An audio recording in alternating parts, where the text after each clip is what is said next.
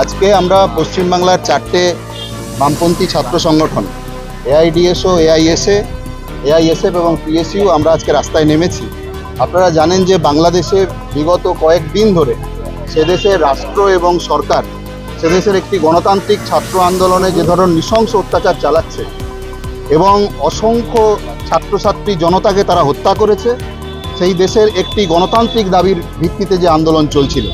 আমরা ভারতবর্ষের ছাত্র সমাজ সেই দেশের যে স্বৈরাচারী সরকার, সেই দেশের স্বৈরাচারী সরকার ছাত্র আন্দোলনের উপর যে কায়দায় নৃশংস আক্রমণ করছে, অসংখ্য মানুষ সেখানে শহীদ হয়েছেন, ছাত্র সমাজ